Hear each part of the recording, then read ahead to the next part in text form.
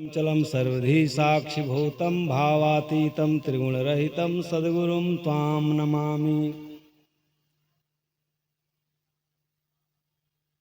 पूज्यपाद स्वरूपलीन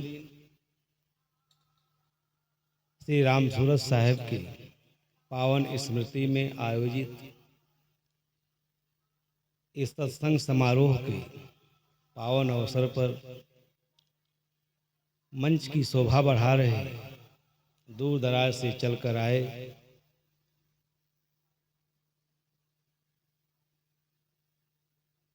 सभी विरद विवेक संपन्न संत गुरुजन अगाध श्रद्धा और तत्परता के साथ धर्म शरण करने की जिज्ञासा से पधारे हुए सभी धर्मानुरागी बंधुओं, श्रद्धा मूर्ति देवियों,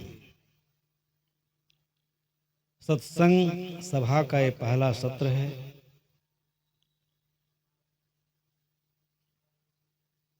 एक तरह से उद्घाटन सत्र है। जीवन, धर्म और दर्शन का आपस में बहुत गहरा संबंध है और भारतीय मनीषा में इस पर बहुत अर्थपूर्ण चिंतन हुआ है। अनेक मनीषी संतों के श्रीमुख से जगत के रहस्यों का उद्घाटन किया गया है। हम सब लोग पढ़ते हैं, समझते हैं, सुनते भी हैं। आज एक बहुत बड़ा सवाल खड़ा हुआ है हमारे समक्ष कि हमने उसे जीवन में कितना उतारा है। इसलिए धर्म श्रवण का कोई बहुत अर्थ नहीं रह जाता। अच्छे से अच्छे मूल्यवान विचारों को सुन करके अगर उसके अनुरूप हमारी रहनी नहीं होती, हमारा जीवन नहीं होता, व्यवहार नहीं होता, सत्कर्म में हम प्रवृत्त नहीं होते, तो सद्धर्म के अमृत का कोई अर्थ नहीं रह जाता।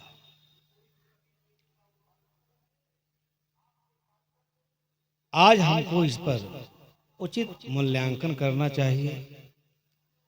सत्संग कोई मन के चित्त दिलास का विषय नहीं है। सत्संग की महिमा का कथन भारतीय दर्शन में जितना किया गया है, अब मुझे लगता है कि दुनिया के लोग उससे बहुत लाभान्वित हुए हैं। इत्सिंग की यात्रा है, फाहयान की यात्रा है, ह्वेनसांग की यात्रा है, अनेक यूरोपीय दार्शनिकों की यात्रा है। हमको विचार करना चाहिए कि भारत में ऐसी कौन सी ऐसी अमूल्य निधि थी जिसके कारण दुनिया का ध्यान हमारे तरफ आकर्षित हुआ। आज उस परंपरा का बहुत नुकसान हो रहा है। आप इतने सारे लोग आए हैं, सब लोग वहां घूम रहे हैं, आप अपने लक्ष्य से भटक गए हैं। भारतीय मनीषी ने लिखा है कि जत संगत्या न दुखस्य नाम आपसे सते पुनः। इन एक एक शब्दों पर विचार करना चाहिए। हीनोपुत्मेत्ता में दो सोपगुण ताम्रजेत। सत्संग कोई मन के चित्त दिलास का विषय नहीं है। सत्संग में बैठ करके भी अगर हमारी अंतर यात्रा शुरू नहीं हुई तो सत्संग में करना, चिंतन करना सब व्यर्थ समझना चाहिए। किसकी संगति मात्र से? अभी हमसे पूर्व के प्रवक्ता श्री शास्त्री साहब ने इस पर अपना विचार प्रकट किया। संगत कीजिए साधु की। साधु के संगत का मतलब क्या है? इस देश ने साधुओं के प्रति इतनी आस्था, इतनी श्रद्धा, इतना समर्पण क्यों व्यक्त किया? क्योंकि संतों ने अपने सद्विवेक से, सद्ज्ञान से इस देश की सभ्यता को सींचा है, इसको समुन्नत किया है, इसे सुंदर बनाया है, इसे संवारा है। सद्धर्म सुनने का अर्थ क्या है? सत्संग सुनने का तात्पर्य क्या है? हमारे प्रकृति का परिष्कार होना चाहिए। अगर सत्संग सुनते हुए भी, अभी मैं अपने कमरे में बैठा था, एक जिज्ञास दिल्ली से आए हुए हैं, भूप सिंह नाम है, शायद यहां भी बैठे होंगे। उन्होंने मेरे से कुछ निवेदन किया। हमने कहा देखिए, मंच का विषय मंच पर जाने के बाद ही निर्धारित होता है। किसी के जीवन के बारे में वहां जाके व्याख्या करना, कमेंट करना, ये सत्संग का विषय नहीं है। सत्संग का असली विषय क्या है? आज जो धर्म विमुखता दिखाई देती है, ये बड़ा विचारणीय प्रश्न है कि सृष्टि प्रवाह का ही अन्यतम प्राणी मनुष्य आज कितना भटक गया है, कितना दुखाभिभूत है। चारों तरफ समस्याएं दिखाई दे रही हैं। नित्य सत्संग करने वाला, लाखों लोगों को उपदेश देने वाला, धर्म का अमृत पिलाने वाला भी अपने जीवन को संकट में डाल दिया है। आज संकट क्यों है? ज्ञान की चरितार्थता क्या है? ज्ञान का अर्थ क्या है? ज्ञान का मूल्य क्या है? आज जब देखा जाता है तो ज्ञान की चर्चा हमारे लिए एक अभिशाप बन गई है। हम लोग हजारों परिवारों में जाते हैं, सब जगह एक सांस्कृतिक संकट है। ऐसा क्यों है? क्योंकि हमने अपने प्रकृति का परिष्कार नहीं किया। सत्संग वह मार्ग है जिस पर चल करके आदमी अपने जीवन को, इस जीवन के लक्ष्य तक पहुंचाता है।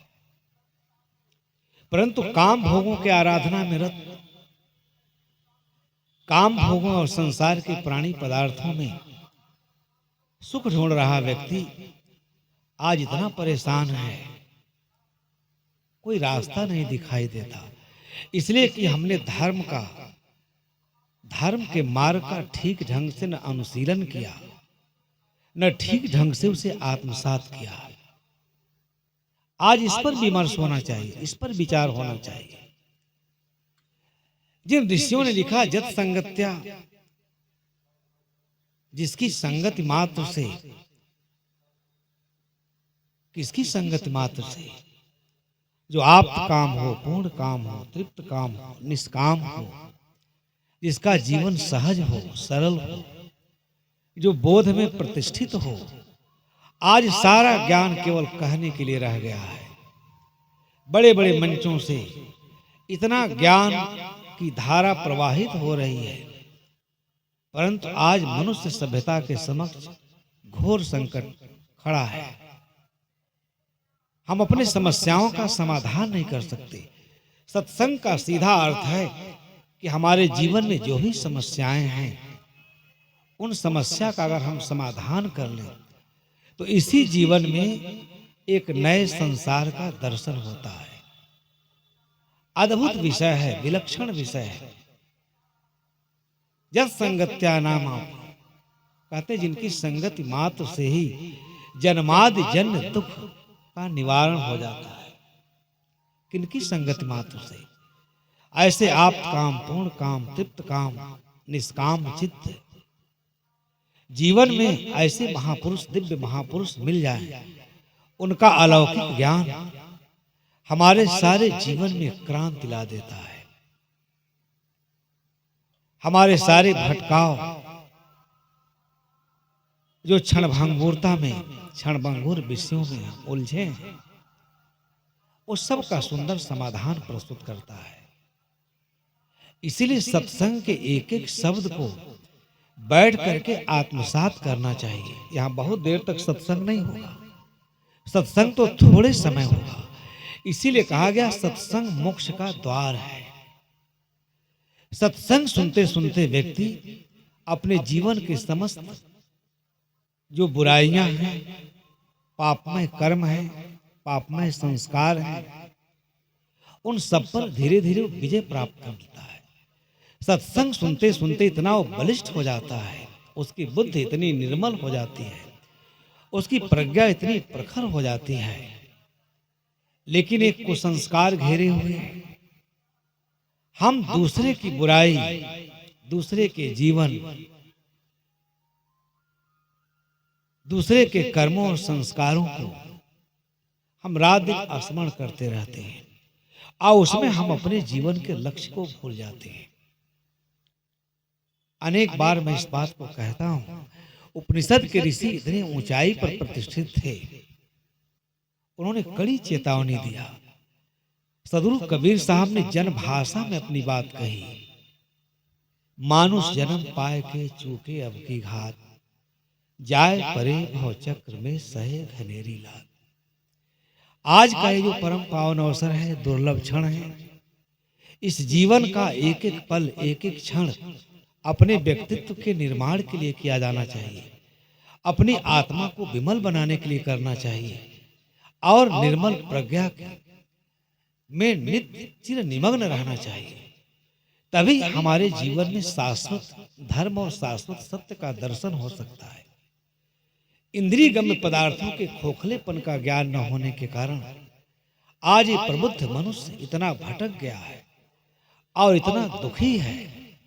अपने को ज्ञानी कहता है, अपने को मास्टर कहता है, डॉक्टर कहता है, फिलासफर कहता है, संत कहता है, परंतु अपने जीवन के समस्याओं के मूल में जो अवधारणा है वहां तक उसकी पहुंच नहीं है।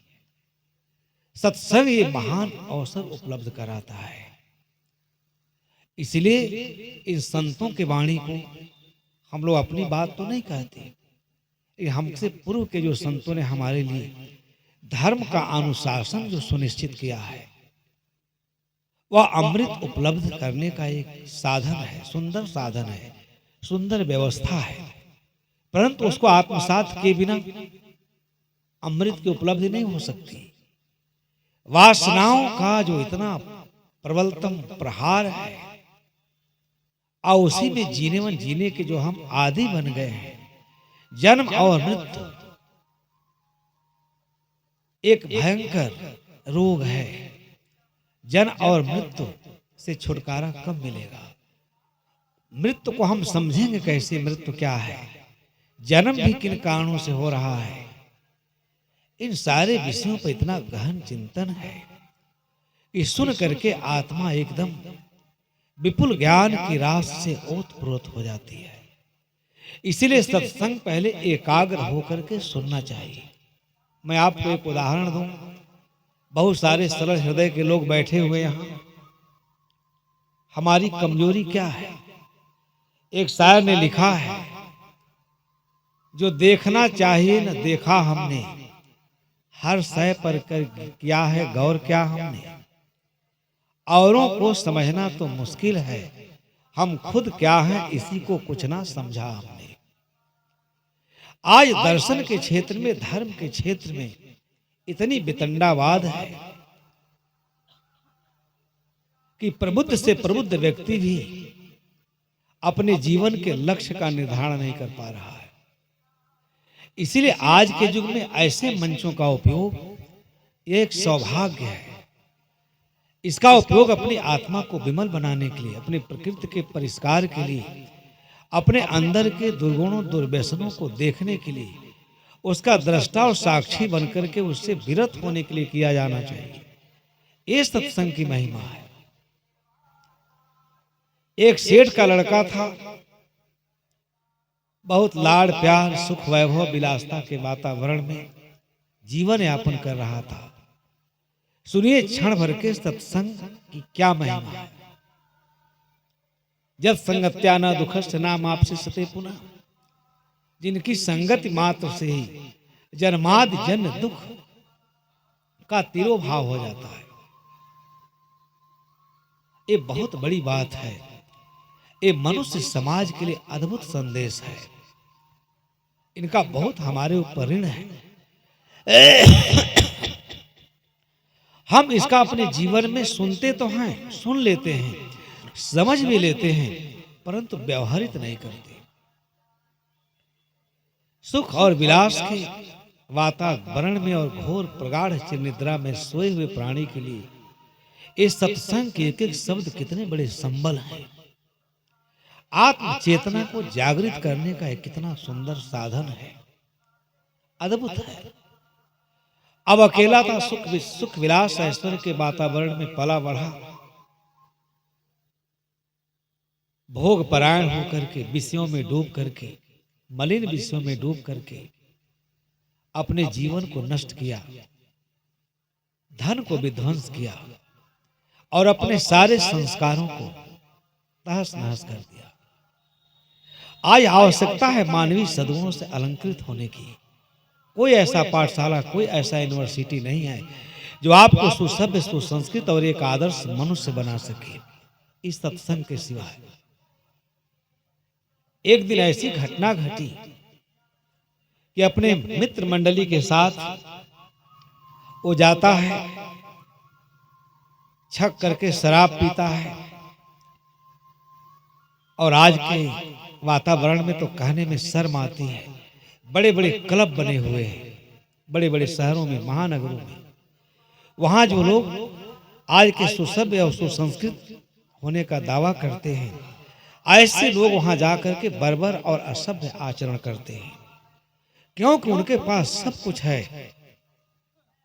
लेकिन सत्संग जो मत करके गोस्वामी जी ने कहा ना, आप सब लोग जानते हैं, पढ़ते भी हैं। एक दोहा भी हमारे जीवन को बदल सकता है। ब्रह्म पयोनिधि मंदर ज्ञान संत सुराय, गोस्वामी जी ने लिखा है। कथा सुधा मत काढ़े भक्त मधुरता जाए। भक्ति शब्द भी अपने आप में बहुत विलक्षण अर्थ लिए हुए है, पर भक्ति आप करेंगे कैसे? इन सारे विषयों पर यहाँ बड़ा अद्भुत चर्चा होती है और हमारे जीवन का अमूल्य निधि है। खूब शराब पिया छक करके, इसीलिए सत्संग में बैठते हैं तो गोस्वामी जी के इस लाइन को आप स्मरण रखें। कथा सुधा मत काढ़े। यहाँ क्या होता है उनकी भाषा में? अमृत। वेद क्या है? वेद का मतलब होता है विद, जो हम जानने का प्रयास करते हैं। ज्ञान वो क्या है? पयोनिधि है, समुद्र है। और ज्ञान क्या है? मंत्राचल पर्वत है। गोस्वामी जी ने इतना सुंदर उपमा दिया है रामचरितमानस के अंदर। इस संत लोग क्या हैं? देवता है, जो उसको मत करके कथा रूपी अमृत से अमृत निकालते हैं। उस अमृत में कथा में क्या होता है? भक्ति का मधुमय रस होता है। उसी से आप तृप्त हो सकते हैं, संतृप्त हो सकते हैं, कैवल्य पद की प्राप्ति कर सकते हैं। बाकी संसार में कोई साधन नहीं है। केवल यही आदमी नहीं कर पाता है, इसलिए वो पतन के पथ पर और विनाश के गर्त में चला जाता है। बंधुओं, खूब छक करके शराब पिया, नर्तकियों के संग नाचा गाया, हीरक मणि का हार था। आदमी बर्बर और असभ्य क्यों बनता है? मानवीय सद्गुणों को, मानवीय चरित्र को कैसे कलंकित करता है? ये सत्संग आपके जीवन की रक्षा करता है। सद्धर्म कोई साधारण विषय नहीं। और नर्तकियों को उपहार में अपना हार दे देता है, हीरक मणि का हार। सो जाता है जैसे तंद्रा भंग होती है। आज जब उसे लगता है कि मैंने अपना हीरक मणि का हार किसको दे दिया? वैश्या को दे दिया, तो शोक और उसके पीड़ा का कोई अंत नहीं रहता है। जागता है चौंक करके और कहता है कि अब मुझे अपने जीवन आत्महत्या कर लेना चाहिए। मैं पिता के सामने क्या मुंह दिखाऊंगा? मैंने अपने चरित्र का, अपने जीवन का, धन का सब कुछ विध्वंस कर दिया। मेरे जैसा मूर्ख, मेरे जैसा पतित तो इस संसार में कोई नहीं होगा। थोड़े में मैं अपनी बात कह दे रहा हूं, उद्घाटन सत्र है, क्योंकि पहले विषय को समझना चाहिए कि आप यहाँ आए किस लिए हैं। अपना घर द्वार छोड़ करके, तमाम काम धंधा छोड़ करके। हमारे कमलेश भाई देखिए गुजरात से आए हैं। परसों भरत भाई ने कहा कि आप अयोध्या आ रहे हैं कि नहीं। हम कहे बिल्कुल, अयोध्या काशी की कोई दूरी नहीं है, मैं बहुत जल्दी पहुंच जाऊंगा, आप जल्दी आ जाओ। वो कहा जब एक चूक आदमी करता है, एक अनर्थ करता है, जब एक पाप कर्म करता है, तो वह पाप कर्म ही जीवन को नरक से आबद्ध कर देता है, नरक से घिर जाते हैं, उसके सामने कोई विकल्प नहीं रहता। वो कहा मुझे आत्महत्या कर लेना चाहिए, और आत्महत्या का संकल्प लेकर के चल देता है। जा रहा रास्ते में कहीं एक संत साधक तपस्या कर रहे हैं, बैठे हैं, दीप्त गौर वर्ण का जुआ है, अद्भुत व्यक्तित्व है, लेकिन चिंता से ग्रसित है। दूसरा दुनिया में कोई नरक नहीं बंधु, हमारा कर्म ही हमारे लिए नरक हो जाता है। इसलिए कर्म और संस्कारों की शुद्धता, पवित्रता, यही जीवन की सर्वश्रेष्ठ उपलब्धि है। उसके ऊपर चिंता के भाव को देख करके संत करुणाशील पुरुष होता है। रात्रि का समय है, चांदनी रात है पूर्णिमा की, सारा संसार सो रहा है, और एक युवा अपसंस्कृत कर्मों को कर करके आत्महत्या करने जा रहा है। संत उसके बाह को पकड़ लेते हैं, व्याकुल है, व्यग्र है, कहते बेटा तुम इस रात्रि को कहां जा रहे हो। कहा महाराज मैं ऐसा निंदित कर्म किया हूं, मैं कुत्सा और निंदा का शिकार हूं, मेरी अंतरात्मा मुझे डांट रही है, कुत्तों की तरह से दुत्कार रही है, मुझे अपने कर्मों पर बहुत लज्जा है, मैं संसार का सबसे नीच अधम व्यक्ति हूं, मैं अपना ऐसा मलेच्छ और पाप कर्म किया हूं जिससे मुझे अब एक क्षण भी संसार में जीने का अधिकार नहीं है। संत क्या होता है, मधुर सांत्वना पिलाता है, कहता है बेटा बताओ तो तुमने ऐसा क्या कर दिया है कि अपने जीवन को तुम मौत के मुख में लेके जा रहे हो। मृत्यु इस जीवन का, यह जीवन अभिशाप नहीं है, यह जीवन मोक्ष के लिए वरदान स्वरूप है, अमृत प्राप्त करने का साधन है, अमृत लाभ करने का साधन है, पुण्य बाधे करने का सुंदर अवसर है बेटा, ऐसा तुमने क्या किया है। संत की वाणी सुन करके वो उसका जो पारा है, क्रोध का पारा, वो सब बिल्कुल गल जाता है। उस विनम्र और विनीत वाणी में वो विचरण करने लगता है, कहता है जीवन एक सौभाग्य है, महान अवसर है पुण्य लाभ के लिए, इसे निंदित कर्मों में खोना नहीं चाहिए बेटा। अगर अज्ञान में कोई निंदित और पापमय कर्म हो भी गया है तो उसके लिए मृत्यु ही उपाय नहीं। इस जीवन में तो आदमी मृत्यु के ऊपर विजय प्राप्त करता है। इतना सुंदर संत ने संदेश सुनाया कि अतीत में अगर सब कुछ खो गया, अतीत अगर तुम्हारा दुर्गंध से भरा है, तो उस अतीत का स्मरण करके तुम वर्तमान और अपना भविष्य क्यों चौपट कर रहे हो। अतीत अगर तुम्हारे वर्तमान को धूमिल कर रहा है, उठो जगो, तुम्हारी स्मृति प्रगाढ़ है, तुमने अपने अंदर के दोषों को, बुराइयों को, दुर्गुणों को देख लिया, जान लिया, यह तो जागने का अवसर है बेटा। उन मलिन कर्मों को सोच सोच करके, याद कर करके पश्चाताप और विषाद में शोकित होने के लिए समय नहीं है, उसको तुरंत दफन कर दो, नया जीवन की शुरुआत करो। जीवन में कहीं विराम नहीं है, सब जगह अवसर है, मनुष्य जीवन का यही तो सौभाग्य है। इतना सुंदर संदेश सुनाया, कहा बेटा उस अतीत का स्मरण कर करके, उस गंदे कर्मों का स्मरण कर करके आज तुम अपने इस जीवन को मृत्यु अमृत लाभ प्राप्त करने के जीवन के लिए, जिस पर तुम मृत्यु पर विजय प्राप्त कर सकते हो। मृत्यु इस जीवन, ये जीवन अभिशाप नहीं है, यह जीवन वरदान है मोक्ष के लिए। पवित्र कर्म में लो, धर्म का अमृत पियो, धर्म का सुधा पियो, समय कम है, समय की मर्यादा है। थोड़े समय में वो महाक्लांत दुखी अपने गंदे कर्मों से एकदम आप्लावित दुर्गंध से घिरे हुए व्यक्ति को संत का 10-5 मिनट का सत्संग कि जीवन क्या है, सौभाग्य है, जीवन अभिशाप नहीं, जीवन वरदान है। अतीत के कर्म अगर गंदे हैं तो सोच करके वर्तमान को नष्ट मत करो, जगो उठो और धर्म का अमृत पियो।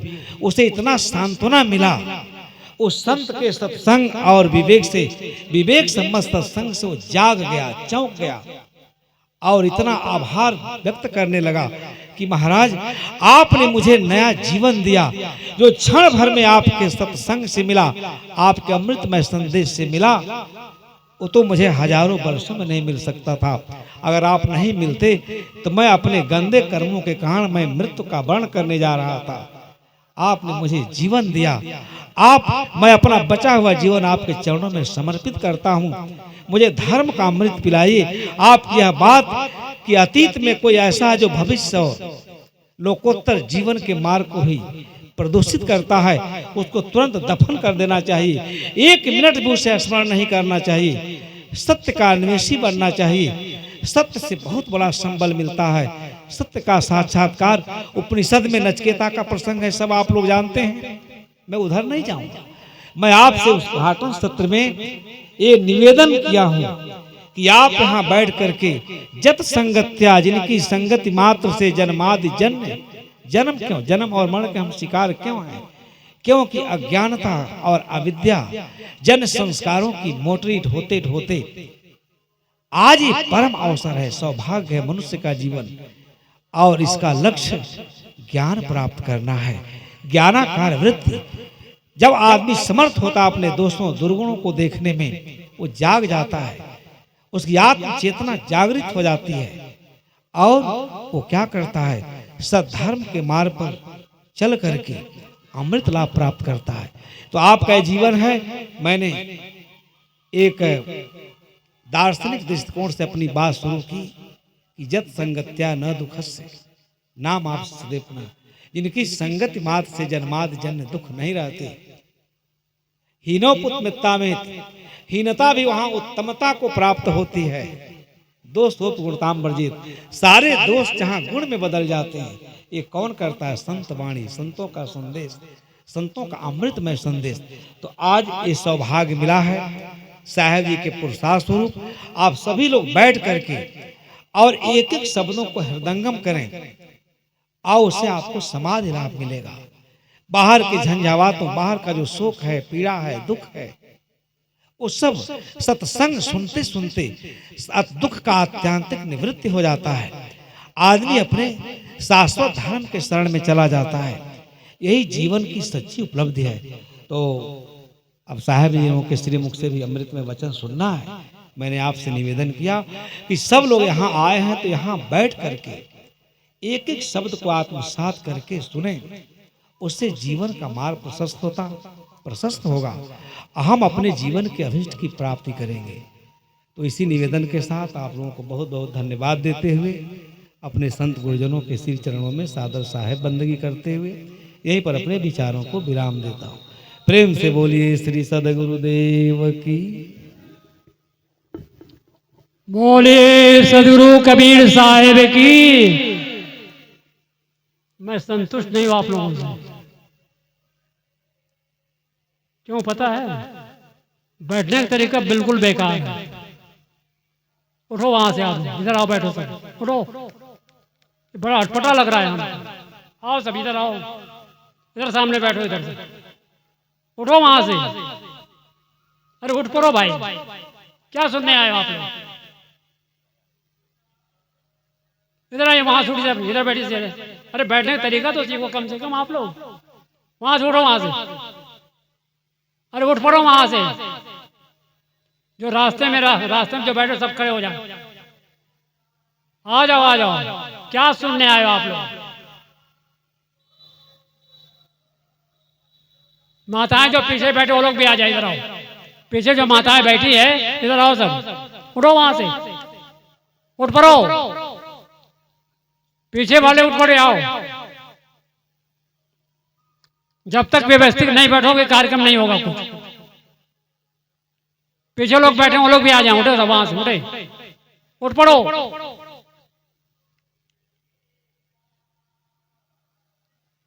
और जो बैठे हैं वो तो पलटे मार के ठीक से बैठे हैं, उठना ही नहीं है वहां से। साहब चाहे जितना चिल्ला है। बोलो सदगुरु कबीर साहिब की, और जोर से कहो सदगुरु कबीर साहिब की, संत समाज की, भक्त समाज की, माता बहनों की, प्यारे बच्चों की साहिब बंदगी। अभी हम कबीर जागो आश्रम वाराणसी से पधारे हुए परम श्रद्धेय संत श्री प्रेम साहिब जी के बहुत ही सारगर्भित विचार सदाचार पक्ष पर हृदय को छूने वाले विचार हम श्रवण कर रहे थे। गुरुवर कबीर की परंपरा में कबीर साहब को तो मैंने नहीं देखा, जिनको मैंने बहुत निकट से देखा सदगुरु श्री विशाल साहब, लगभग मेरा ख्याल है 200-250 शिष्य रहे होंगे उनके विरक्त शिष्य, ऐसा अंदाज है। साहब आपको मालूम